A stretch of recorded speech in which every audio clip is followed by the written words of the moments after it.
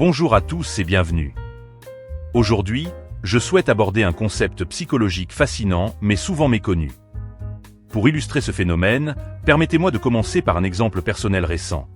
J'ai récemment été confronté à des pressions de la part d'une personne de mon entourage, désireuse d'obtenir un avantage professionnel. Au lieu de produire l'effet escompté, cette personne s'est heurtée à un mur, et en persistant, j'ai finalement décidé de mettre fin à notre relation professionnelle. Peut-être avez-vous déjà vécu une situation similaire. Quelqu'un vous dit ce que vous devriez faire ou comment vous comporter, et cela vous met mal à l'aise. Ce phénomène a un nom, la réactance.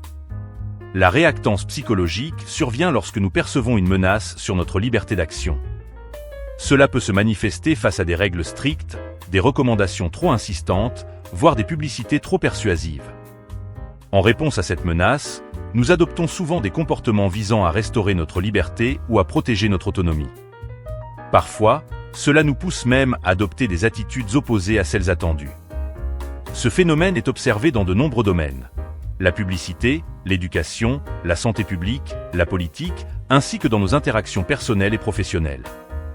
Une personne dotée d'une intelligence psychologique développée peut utiliser plusieurs stratégies efficaces pour atténuer le risque de réactance et atteindre ses objectifs.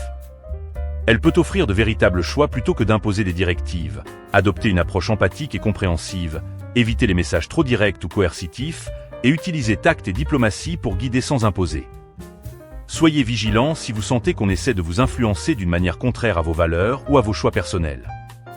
Je tiens à préciser que les techniques que j'ai mentionnées pour réduire la réactance ne sont pas intrinsèquement négatives.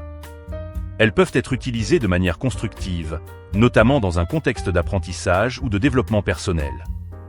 Si vous avez trouvé cette vidéo instructive, n'hésitez pas à mettre un like, à la partager avec vos amis et à laisser vos commentaires ci-dessous.